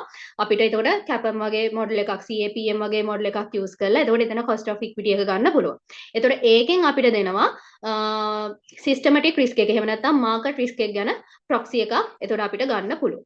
හරි. ඔන්න ඒක තමයි පළවෙනි step එක. දෙවෙනි එක adjusting financial risk. එතකොට adjusting financial risk. ඒ කියන්නේ මෙතනදී කියන්නේ දැන් private firm එකකයි public firm එකකයි ගත්තාම ඒගොල්ලන්ගේ debt levels වෙනස් වෙන්න පුළුවන්. The public firms may have different levels of debt compared to the private firm. private firm එකකට සාපේක්ෂව public firm එකේ තියෙන debt level එක වෙනස් වෙන්න පුළුවන්. එතකොට දැන් private business එකක් වැඩිපුර debt use කරලා තියෙනවා නම් අනිවාර්යෙන් ඒගොල්ලන්ගේ financial risk එක වැඩි. කියන්නේ private business එකක් වැඩිපුර debt use කරලා තියෙනවා නම් අනිවාර්යෙන් private business එකේ financial risk එක වැඩි. ඒ කියන්නේ private firm එකේ cost of equity එක වැඩි වෙන්න ඕනේ. එතකොට අඩු වෙන්න use කරලා තියෙන්නේ. එතකොට ඒගොල්ලන්ගේ cost of equity එක අඩු වෙන්න ඕනේ. එතකොට එතන financial risk එක adjust කරන්න වෙනවා අපිට. ඒක තමයි දෙවෙනි step එක. ඊට පස්සේ තුන්වෙනි එක තමයි adjust for reduced liquidity. ඒ කියන්නේ අපි දන්නවා දැන් public company එකක් නම් ප්‍රශ්නයක් නෑ යාලා listed. එතකොට shares අර easily trade කරන්න පුළුවන්. liquidity එකක් තියෙනවා. හැබැයි private company එකක shares ගත්තාම they are not easily traded or sold. ඒ කියන්නේ අපිට private company එකක shares ගත්තාම ඒවා easily trade කරන්න sold කරන්න අමාරුයි. එතකොට එතන අර liquidity ප්‍රොබ්ලම් එකක් තියෙනවානේ. අන්න ඒ හේතුව හින්දා ඉන්වෙස්ටර්ස්ලා එක්ස්පෙක්ට් කරනවා අන්න ඒ ඉල්ලික්විඩ් ගතියට ලික්විඩිටි ප්‍රීමියම් එකක්. ලික්විඩිටි ප්‍රීමියම් එකක් ඉල්ලනවා. හරිද? ලික්විඩිටි ඒ කියන්නේ අර මොනවාද ප්‍රයිවට් කම්පැනි එකේ තියෙන අර ෂෙයාර්ස් වල තියෙන ඉල්ලික්විඩ් ගතිය හින්දා ඒක ලික්විඩිටි නෑනේ මොකද අපිට ට්‍රේඩ් කරන්න බෑනේ මේ ප්‍රයිවට් කම්පැනි එක ෂෙයාර්ස් එහෙම ලේසියෙන් අන්න ඒකට හින්දා එතකොට ඉන්වෙස්ටර්ස්ලා ඒ වෙනුවෙන් ලික්විඩිටි ප්‍රීමියම් එකක් ඉල්ලනවා. එතකොට අපි ඒකත් ඇඩ්ජස්ට් කරන්න ඕනේ. ඊට පස්සේ හතරවෙනි ස්ටෙප් එක තමයි adjust for unsystematic risk when a firm represent a significant portion of an entrepreneur's wealth. ඒ කියන්නේ entrepreneurs ලගේ තියෙන wealth එකෙන් වැඩි ප්‍රමාණයක් යාලා business එකට දාලා තියෙනවා නම් ඒ කියන්නේ well diversified නැත්නම් entrepreneurs ලා එතකොට අර ඒ කට්ටිය entrepreneurs ලා additional unsystematic risk එකක් දරනවා public investors ලට සාපේක්ෂව public investors ලට වඩා වැඩි unsystematic risk එකක් දරනවා මෙන්න මේ entrepreneurs ලා. එතකොට අන්න ඒක reflect කරන්නේ ඒ additional unsystematic risk එක reflect කරන්න මේකට ප්‍රීමියම් එකක් ඇඩ් වෙන්න ඕනේ. මේ cost of equity calculate කරාදී ප්‍රීමියම් එකක් ඇඩ් වෙන්න ඕනේ. මෙතන ඒ කියන්නේ මේක just මෙහෙම දේවල් තියෙනවා කියලා මතක තියාගන්න ඉස්සරහට ගණන් හැදෙද්දී ඒතකොට මේවා එකින් එක කතා කරනවා. එතකොට තවත් clear වෙයි මොනවද මේ කියන්නේ කියලා. එතකොට ඕක තමයි steps 4. එතකොට මුලින්ම තියෙන්නේ අපි දැන් හදන්නේ privately held organisation එක privately held business එක internal liquidity එක cost of internal liquidity calculate කරන්න estimate කරන්න. එතකොට පළවෙනියෙන්ම අපි කරන්නේ අපිට මේක directly cost of equity එක හොයාගන්න බැරි හින්දා අපි proxy එකක් විදිහට ගන්නවා එකම industry එකේ ඉන්න public company එකක්. එයාලගේ details අරගෙන අපි එයාලගෙන් මුලින්ම cost of equity එක ගන්නවා CAPM model එක use කරලා. ඒකෙන් අපිට systematic risk එක යන proxy එකක් ගන්න පුළුවන්. ඊට පස්සේ අපි ඒ cost of equity එකට adjust කරනවා අපේ financial risk එක. ඊට පස්සේ adjust කරනවා liquidity premium එක. liquidity එක වෙනුවෙන් මොකද්ද ප්‍රීමියම් එක. ඊට පස්සේ adjust කරනවා අර entrepreneurs ලා අමතරව දරන unsystematic risk එක වෙනුවෙන් යම්කිසි ප්‍රීමියම් එක. ඕක තමයි එතකොට flow එක වෙන්නේ. හරි ඊට පස්සේ ගත්තොත් මෙතන කියනවා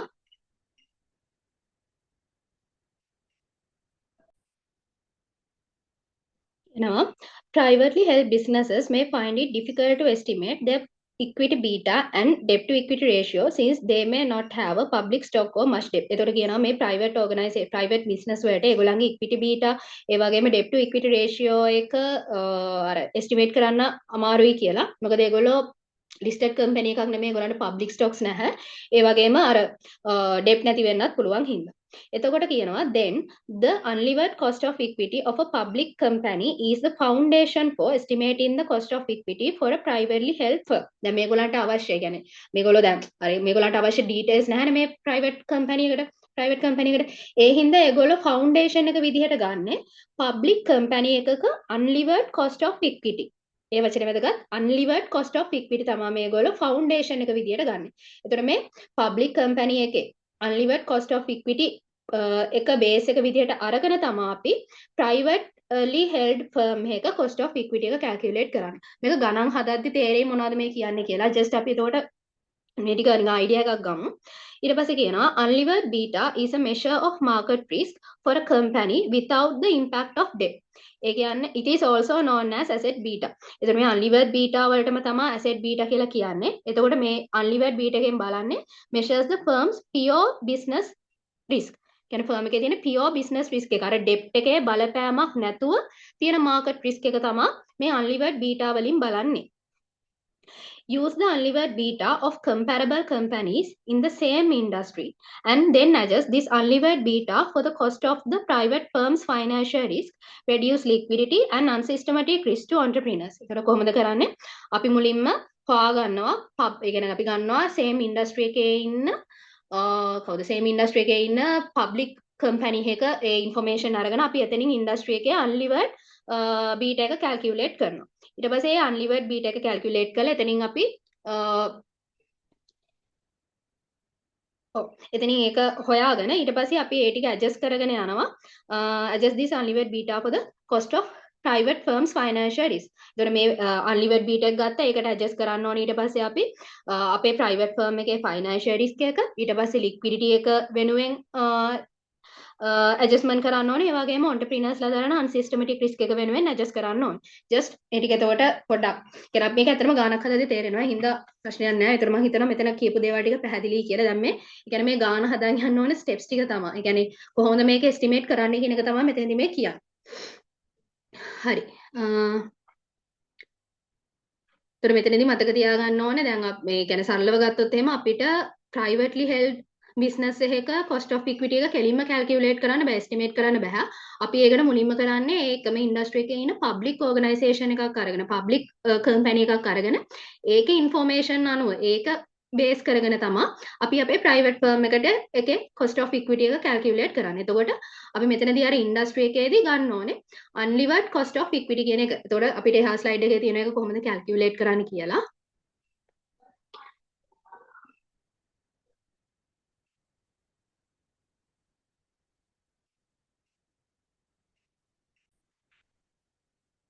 අපිට දැන් කතා කරන්න තියෙන use of CAPM and unlevered beta. හරිද? එතකොට අපි දන්නවා අපි cost of equity එක estimate කරද්දී අපි සාමාන්‍යයෙන් use කරන්නේ මෙන්න මේ CAPM model එක. නැත්නම් අපි කියන capital asset pricing model එකෙන් තමයි ගොඩක් වෙලාවට අපි COE එක නැත්නම් cost of equity එක estimate කරන්නේ. හැබැයි අපි privately held company එකකට හරි. එහෙම නැත්නම් capital structures වෙනස් companies compare කරද්දී හරි. හරිද privately held company එකක් හරි එහෙම නැත්නම් අපි capital structures එකිනෙකට වෙනස් capital structures තියෙන companies compare කරද්දී හරි අපි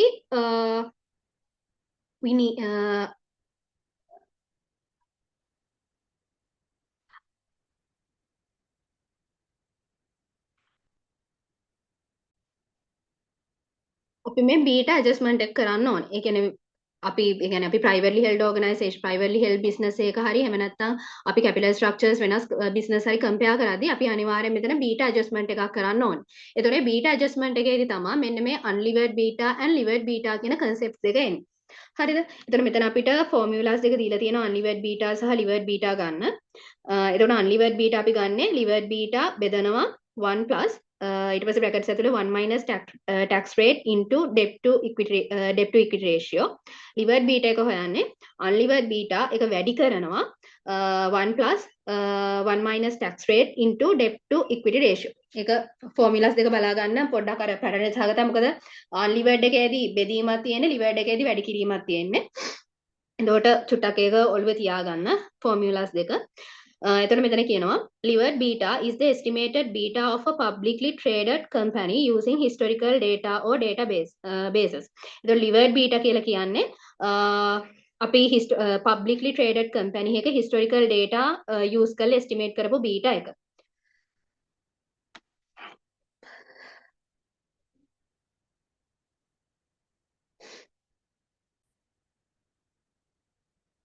එතකොට unlevered beta කියලා කියන්නේ අර debt වල බලපෑම remove කරලා debt වල බලපෑම remove කරලා තියෙන ඒ බීටා එක තමයි අපි එතකොට unlevered beta කියලා කියන්නේ. එතකොට unlevered beta ගත්තොත් it shows it removes the effect of debt and shows pure business risk. එතකොට අර company එකේ assets වල තියෙන pure risk එක තමයි මේ unlevered beta වලින් පෙන්නන්නේ. හරිද ඊට පස්සේ tax rate එක ගත්තාම tax rate is the average tax rate. ඊට පස්සේ debt to equity is the measure of financial risk which is reduced by the tax rate because interest expense is tax deductible. එතකොට අර interest expense එක tax deductible හින්දා තමයි අර 1 minus t කියලා අපිට දීලා තියෙන්නේ. ඊට පස්සේ කියනවා the cost of unlevered equity is lower than the cost of levered equity as the financial risk is taken off. අපි දන්නවා එතකොට unlevered equity වල financial risk එක ඇතුළත් වෙන්නේ නැහැ. unlevered equity වල financial risk එක ඇතුළත් වෙන්නේ නැහැ. ඒ හින්දා අර cost of levered equity එකට වඩා cost of unlevered equity එක අනිවාර්යෙන් අඩු වෙන්න ඕනේ. මොකද cost of levered equity එක ඇතුලේ business risk එකයි financial risk එකයි දෙකම තියෙනවා. හැබැයි cost of levered equity ඇතුලේ business risk එකයි financial risk එකයි දෙකම තියෙනවා. හැබැයි cost of unlevered equity ඇතුලේ තියෙන pure business risk එක විතරයි. financial risk එකක් නැහැ. ඒ හින්දා අනිවාර්යෙන් cost of levered equity එක වැඩි වෙන්න ඕනේ. හරි මම හිතනවා එතකොට ඒක පැහැදිලි ඇති කියලා. ඊළඟට අපිට ගානක් තියෙන්නේ.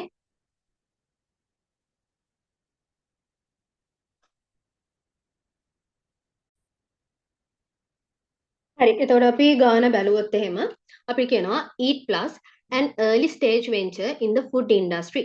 It is in the process of estimating its unlevered beta. ඔන්න දැන් මෙයාලා unlevered beta estimate කරන්නලු යන්නේ. To do so, analysts identify comparable publicly traded companies within the same industry that share similar business operations and risk profile. එතකොට දැන් මේගොල්ලෝ unlevered beta estimate කරන්න යන්නේ. ඒක estimate කරන්න මේගොල්ලෝ identify කරගෙන තියනවලු publicly traded companies කිහිපයක්. එකම business operation එක කරන සහ එකම risk profile එක තියෙන. The selected peers include Company A with an equity beta of 1.1, Company B with an equity beta of 1.2, and Company C with an equity beta of 1.3.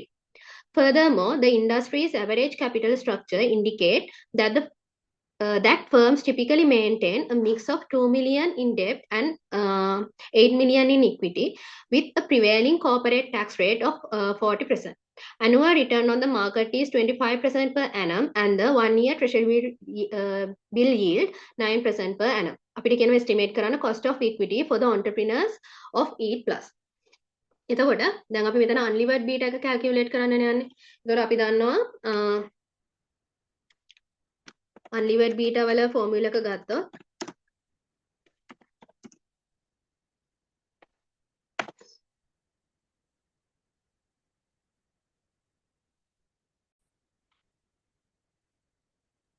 හරි. දැන් අපි හොයන්න යන්නේ මේ දැන් අපිට මෙතන දීලා තියෙන ඉන්ඩස්ට්‍රි එකේ කම්පැනිස් තුනක් දීලා තියෙනවා. Company A, company B, company C. ඒගොල්ලන්ගේ ඉක්විටි බීටාස් දීලා තියෙනවා. එතකොට තව අපිට ටැක්ස් රේට් එක දීලා තියෙනවා. ඊට පස්සේ ඉන්ඩස්ට්‍රි එකේ කැපිටල් ස්ට්‍රක්චර් එකේ අපිට තියෙන ඒ ඇවරේජ් ඩෙප්ට් ඇන්ඩ් ඉක්විටි දීලා තියෙනවා. එතකොට අපිට කියනවා මේ ටික යූස් කරලා අපිට කියන හොයන්න කියලා EAT+ එකේ cost of equity එක. හරිද? එතකොට අපි මුලින්ම මෙතනදී unlevered beta එක calculate කරගෙන ඉන්න ඕන. unlevered beta එක calculate කරගෙන ඉන්න ඕන. එතකොට අපිට මෙතන දැන් මෙතන levered beta ටිකනේ තියෙන්නේ. එතකොට අපි මුලින් මේක unlevered කරගන්න ඔය එතන මේ formula එකට දාලා අපි unlevered beta හොයා ගන්න ඕනේ. එතකොට අපි දැන් මේ formula එකේ තියෙන එක එක components ටික හොයා ගන්න ඕනේ. එතකොට levered beta ගත්තොත් එහෙම එතන මෙතන අපිට දීලා තියෙනවා beta 3ක්. company 3ක beta 3ක් දීලා තියෙනවා. එතකොට අපි ඒකේ average එක ගන්න ඕනේ. එතකොට 1.1 ඊට පස්සේ එක අනිත් එක 1.2 ඊට පස්සේ 1.3 මේක බෙදන්න ඕනේ 3ෙන්. එතකොට අපිට එනවා average beta එක industry එකේ average levered beta එක 1.2 කියලා. ඊට පස්සේ අපිට debt to equity ratio එක හොයාගන්න ඕනේ industry එකේ. එතකොට debt to equity අපිට කියලා තියෙනවා 2 million of debt and 8 million of equity. එතකොට අපි ගත්තොත් 2 million in debt බෙදන්න ඕනේ 8 million of equity. එතකොට අපිට එනවා debt to equity ratio එක industry එකේ 0.25. ඊට පස්සේ අපිට industry tax rate එක. ඒ කියන්නේ මම මෙතන අර මේ industry කියන වචනේ දැම්මේ කියලා ඔයාලට ඉස්සරහට තේරෙයි. මොකද තව ඉස්සරහට පොඩි කියන්නේ ඒක එතකොට කියන්නේ මේ ඉන්ඩස්ට්‍රි කියලා දැම්මේ කියන්නේ අපි මෙතන unlevered දැන් අපිට මෙතන ඉන්ඩස්ට්‍රි එකේ data වලින් හදන්න තියෙන්නේ. ඒතකොට ඒකයි මම මෙතන specifically ඉන්ඩස්ට්‍රි කියලා දැම්මේ. මොකද ආයි මේක ෆර්ම් එකට අදාළව ලිවර්ඩ් බීටා එක හොයද්දි එතකොට ෆර්ම් එකට දීලා තියෙන ටැක්ස් රේට් එක තමයි ගන්න ඕනේ. එතකොට ඒක ගාන හදද්දි තේරෙයි ඉස්සරහට ඒක තියෙනවා. මම අර මෙතන අර පැටලෙයි කියලා හිතලා තමයි ඉන්ඩස්ට්‍රි එතකොට ඉන්ඩස්ට්‍රි කියන වචනේ දැන් මේක නැතත් ප්‍රශ්නයක් නැහැ. පටල ගන්න එපා. බැරි වෙලාවත් ඒ කියන්නේ අර වෙනම ආයි කම්පැනි එකට අදාළව ලිවර්ඩ් බීටා හොයද්දි සමහර වෙලාවට කම්පැනි එකට වෙනම ටැක්ස් රේට් එකක් දීලා දෙනවා. මම ඒක එතනදී කියන්නම්. දැන් මෙතනදී කිව්වොත් පටල ගන්න හින්දා. ඒතකොට ඉන්ඩස්ට්‍රි ටැක්ස් රේට් එක අපිට දීලා තියෙනවා 40%. හරි. ඒකට දැන් අපි ඕන ටික හොයාගත්තා. දැන් අපිට තියෙන්නේ unlevered beta එක හොයාගන්න. එතකොට unlevered beta සමානයි levered beta එක බෙදනවා 1 plus 1 minus tax rate into debt to equity ratio.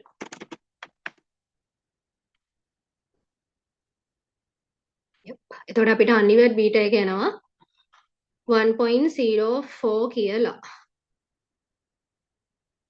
අපිට unlevered beta එක එනවා 1.04 කියලා. ඕක තමයි එතකොට industry එකේ unlevered beta එක. unlevered beta for industry. for industry කියලා දාන්න. ඔන්න දැන් අපි ඉන්ඩස්ට්‍රි එකේ unlevered beta එක හොයාගත්තා. දැන් අපිට පුළුවන් ඒක යූස් කරලා EAT+ එකේ cost of equity එක calculate කරන්න. එතකොට ගත්තොත් cost of equity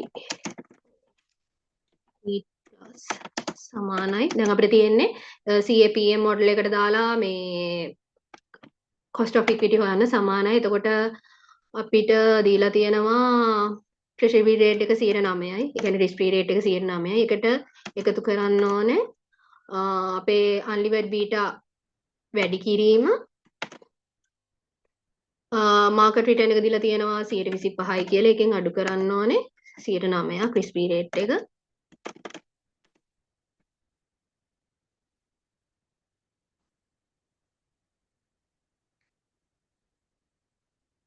එතකොට අපිට ආසන වශයෙන් ගත්තාම එතකොට ආසන වශයෙන් ගත්තාම අපිට ඊට ප්ලස් එකේ cost of equity එක internal cost of equity එක එනවා 25.7ක් 25.7ක් එනවා ආසන වශයෙන් ගත්තාම. හරි. මම හිතනවා එතකොට පැහැදිලි ඇති කියලා ඒ කැල්කියුලේෂන් එක පැහැදිලි ඇති කියලා. හරි.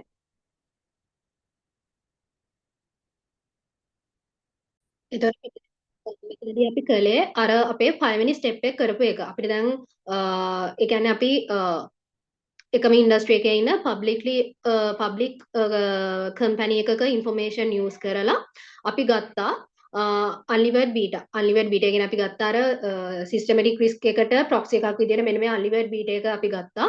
ඊට පස්සේ ඒක යූස් කරලා අපි E+ එකේ ඉන්ටර්නල් කොස්ට් ඔෆ් ඉක්විටි එක හෙව්වා. හරිද? හරි. ඒක තමයි අපි දැන් මෙතන ගානේදී කරේ. ඊට පස්සේ ස්ලයිඩ් එකට ගියොත් එහෙම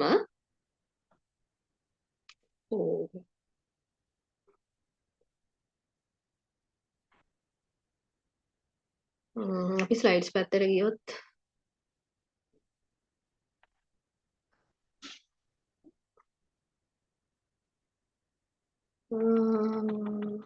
මේ 19 වෙනි ස්ලයිඩ් එක තමයි අපි කළේ. හරි ඊළඟට අපිට අපි කතා කරන්නේ අපිට cost of equity ගන්න පුළුවන් ක්‍රම දෙකක් තියෙනවා. එකක් තමයි CAPM model එක use කරලා අනිත් එක තමයි constant dividend growth model එක. ඊට පස්සේ මෙතනදී කියනවා constant dividend growth model ගත්තාම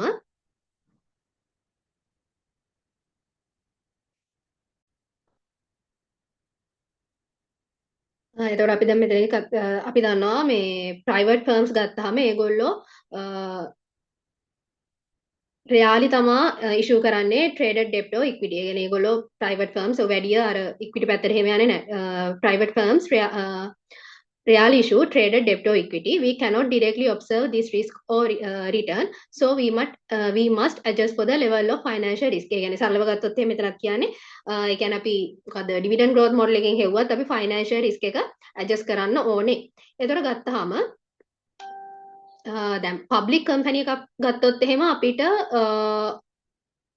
ෆයිනෑන්ෂල් රිස්ක් එක ලේසියෙන් එස්ටිමේට් කරන්න පුළුවන්. මොකද අපිට ඔබ්සර්වබල් මාකට් ඩේටා තියෙනවා. අපිට ඔබ්සර්වබල් මාකට් ඩේටා තියෙන හින්දා අපිට පබ්ලික් කම්පැනි එකක නම් ෆයිනෑන්ෂල් රිස්ක් එක ප්‍රශ්නයක් නැහැ එස්ටිමේට් කරගන්න පුළුවන්. හැබැයි ප්‍රයිවට් ෆර්ම් එකක් ගත්තාම ප්‍රශ්නයක් තියෙනවා. අපි දන්නවා ප්‍රයිවට් ෆර්ම් එකක අර එහෙම ඩේටා පබ්ලික්ලි අවේලබල් නැහැ. ඒ හින්දා අපිට එතනදී ගන්න වෙන්නේ ඇඩ්හොක් මෙෂර් එකක්. ඒ කියන්නේ ඇප්‍රොක්සිමේට් මෙෂර් එකක් තමයි ෆයිනෑන්ෂල් රිස්ක් එකට ගන්න වෙන්නේ. මම හිතනවා පැටලෙන්නේ නැතුව ඇති කියලා. දැන් අපි මේ කතා කරන්නේ constant dividend growth model එකෙන් කොහොමද cost of equity එක estimate කරන්නේ කියලා. එතකොට මෙතන තියෙන ප්‍රශ්නේ තමයි දැන් public company එකක් ගත්තොත් ඒගොල්ලන්ගේ data publicly available. එතකොට අපිට ලේසියෙන් ඒගොල්ලන්ගේ financial risk එක estimate කරන්න පුළුවන්. හැබැයි private company එකක් ගත්තාම ඒගොල්ලන්ගේ data available නෑ. එහෙම directly available නෑ. ඒ හින්දා අපිට approximate measure එකක් තමයි ගන්න වෙන්නේ. ඒක තමයි කියන්නේ the adjustment for financial risk rely on ad hoc measures. ඊට පස්සේ කියනවා use the difference between the public firms bond yield to maturity and the yield to maturity of treasury bond with the same maturity as a proxy for its financial risk. මෙතනදී මේ කියන්නේ අන්න අර financial risk එකට proxy එක ගන්න කොහොමද කියලා. එන සරලව ගත්තොත් මෙතනදී කියන්නේ financial risk premium එක විදිහට ගන්න කියලා corporate bond වල ඒ කියන්නේ yield to maturity එක සහ treasury bond වල yield to maturity එක අතර වෙනස. ඒ කියන්නේ එකම maturity එකක් තියෙන corporate bond එකක yield එක සහ treasury bond එකක yield එක අතර වෙනස තමයි මෙතනදී financial risk එක විදිහට ඒ measure එක විදිහට ගන්න කියලා කියන්නේ. තමයි කියන්නේ use the difference between the public firms bond yield corporate firm එක bond yield to maturity and the yield to maturity of treasury bond මම හිතන එක පැටලෙන්නේ නැතුව ඇති කියලා. කියන්නේ සරලව constant dividend growth model එකේ ඔයාලා හොයනවා නම් ඒ කියන්නේ අපි හොයනවා නෙමෙයි අපි හොයනවා නම් මේ මොකද cost of equity එක එතනදී financial risk එක අපි adjust කරන්න ඕනේ අනිවාර්යෙන්. එතකොට එතනදී financial risk එක adjust කරන්න අපිට කරන්න කියන්නේ මෙන්න මේ corporate bond එක. එහෙම නැත්නම් public firm එකක yield to maturity එක සහ treasury bond එකක yield to maturity. ඒ කියන්නේ same maturity එකක් තියෙන. නැත්නම් ප්‍රශ්නයක් වෙනවානේ same maturity එකක් තියෙන corporate bond එකක yield එක සහ treasury bond එකක yield එක අතර වෙනස ගන්න කියනවා. මෙන්න මේ financial risk premium එක නැත්නම් financial risk එකේ ඒ approximate measure එක විදිහට. මම හිතන එක පැහැදිලි ඇති කියලා. අපි ඊළඟට ගානක් හදන ඒ ගානක් එක්ක එක බලමු.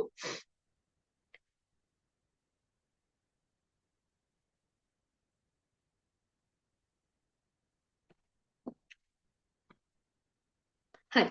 මෙතන කියනවා you are given the following information of KHL PLC operating in the food and beverage sector.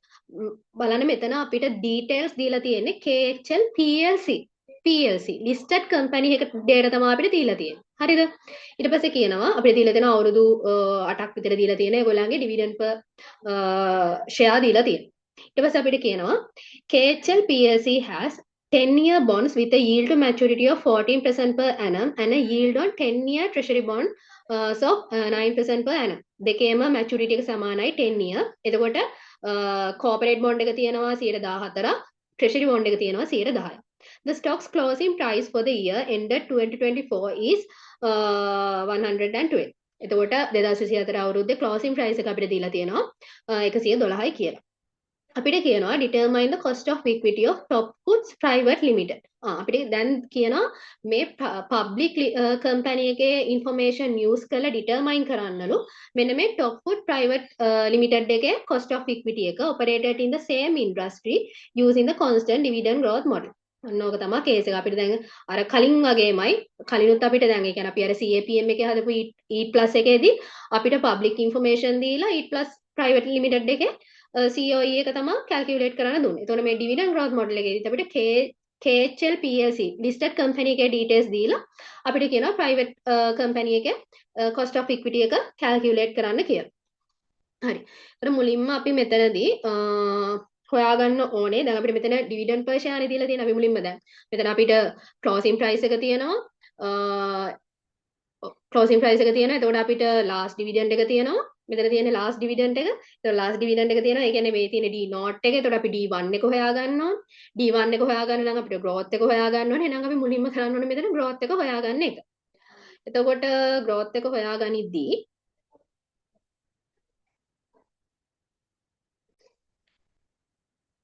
එතකොට අපි මොනවා හොයනත් කලින් මුලින්ම dividend growth එක හොයාගන්න ඕනේ. එතකොට අපි දන්නවා dividend growth එක අපි හොයන්න යන්නේ. එතකොට ගන්නවා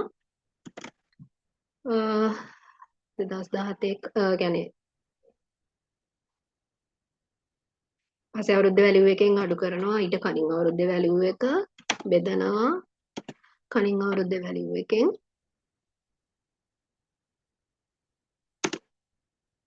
එතකොට ওই විදිහට අපි ගන්නවා මේ අවුරුදු ගානටම ඊට පස්සේ අපි මෙතෙන්ට ගන්නවා මේකේ average growth rate එක average growth rate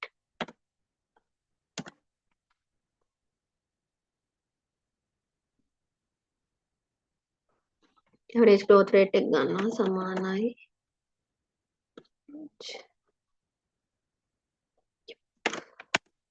අපිට දරනවා 12යි මේක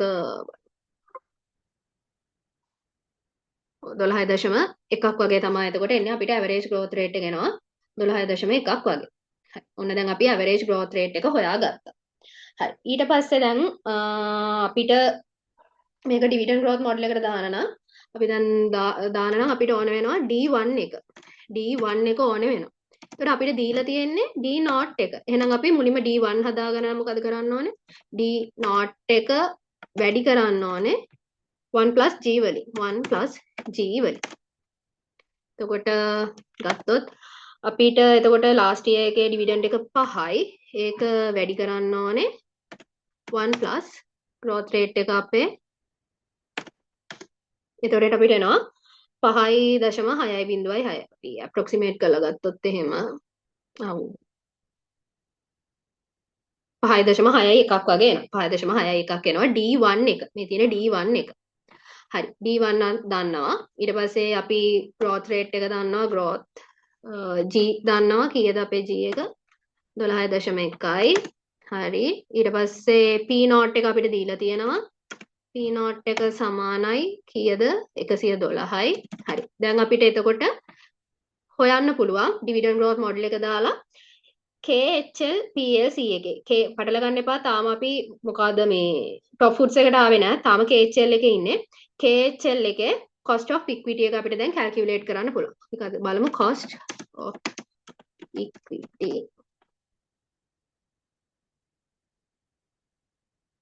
cost of internal equity for KHL සමානයි එන අපිට කරන්න තියෙන්නේ D1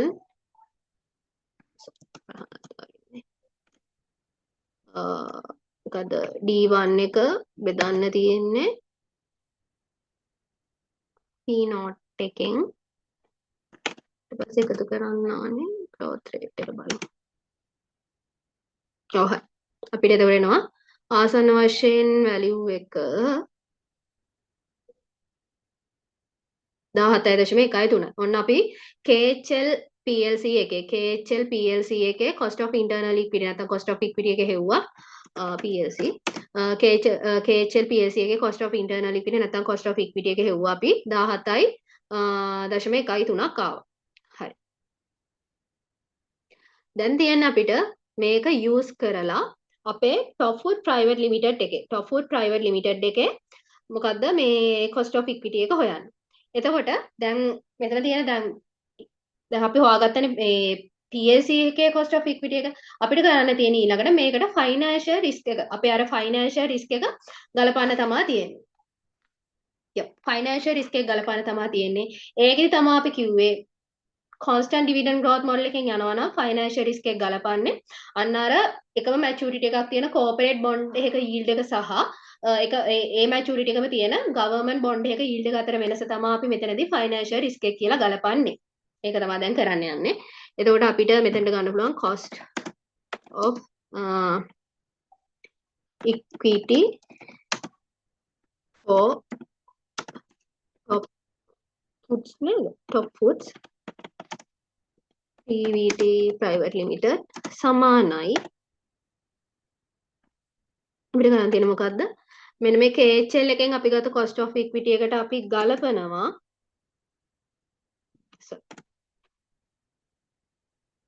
එකෙන් අපි ගලපනවා අපිට දීලා තියෙනවා මොකද්ද අවුරුදු 10ක බොන්ඩ් එකක yield to maturity එක 14%යි එකෙන් අඩු කරන්න ඕනේ අපි government bond එක treasury bond එකේ YTM එක 9යි එතකොට අපිට අන්තිමට එනවා cost of equity එක 12.13යි කියලා top food එකට